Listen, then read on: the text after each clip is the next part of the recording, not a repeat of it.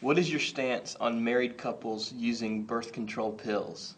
Some claim it is still, in essence, abortion. ... Yeah. Yeah. Well, we did use contraceptives in the early part of our marriage, and my wife's father was a doctor, and we consulted with him about this because the answer is fairly simple to me at one level. If it's an abortifacient, if the egg is being fertilized and then being destroyed, it's not right. Because I think, there's just so much we could say here about the beginnings of life and how you understand the soul, but try to keep it short and simple. I think a child should be given the benefit of the doubt as to whether he exists or not. And when a child, an egg has been fertilized, and all the components there are now physically for a human being, we have every reason to treat it as a human being. And so we shouldn't destroy it. And if the pill destroys it, we shouldn't use that pill. Now, here's where the differences come, I think, because I have had people say to me, you can't be sure, or the pills all work that way, or no, they don't. And so I would just say to the families, operate on this principle, namely that I'm not going to destroy a fertilized egg. And then do your best, by whatever research and consultation you can, to decide what means of conception control. I want to avoid birth control. It doesn't quite say it right. Conception control you should use. Now, that's at one level. Okay, that's the abortion level. There's another whole level to this issue of people saying, well, if children are a blessing from the Lord, why would you get in the way, right? Just have as many as you can, 15, 20. Just be like, Susanna Wesley and her parents. And there, it's another question, but I'll try to give you my short answer. I do think children are an amazing blessing from the Lord. I have 5, and I'm glad I have 5 kids. And if I had to do over again, I'd have 5 plus. And I'd start adopting earlier, probably. So we had 4 of the biological kind, and then Talitha, and we waited perhaps too long to have Talitha. Noel would say we did. So they're a blessing, absolutely a blessing.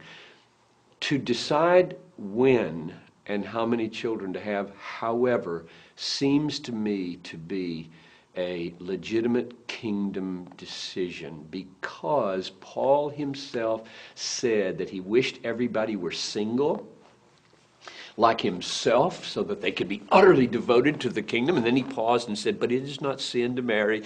And he said that he wished everybody were single, even though the Bible says it is not good for man to be alone. In other words, marriage is a proper creation ordinance.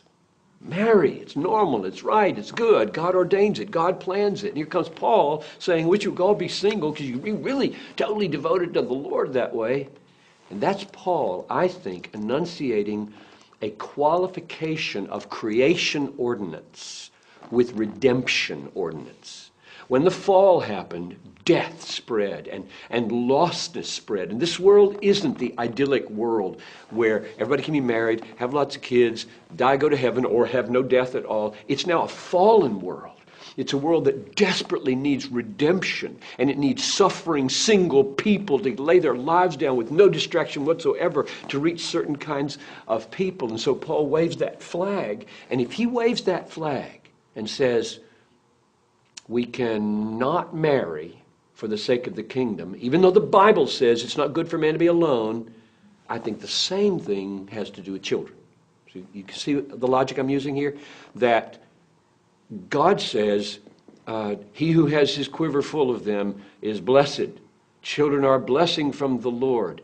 And yet, same logic, it may be wise to have 2 or 3 or 4, not 10, if you're going to go to Guinea.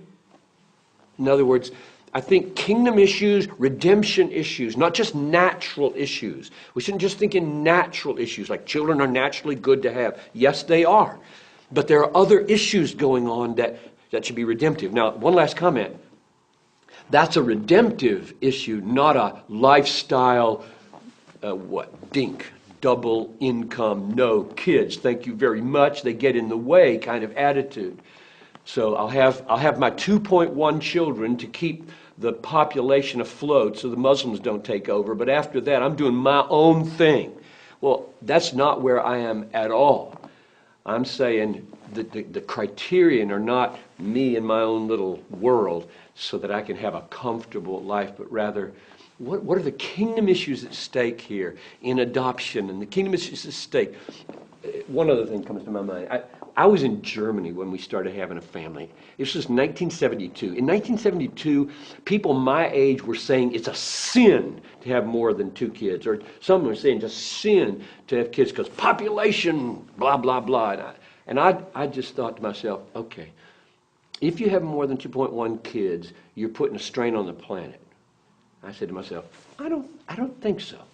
Because the kids I'm going to raise are going to lift 1 million burdens. Like you Christian, you got to believe that bringing kids into the world and being brought up in the Lord makes them burden lifters, not burden adders. They are in the world to lift the world, to save the world, to love the world. You're not just adding dead weight to the world when you bring a child up in the kingdom. You're bringing up lovers of people and servants of the world.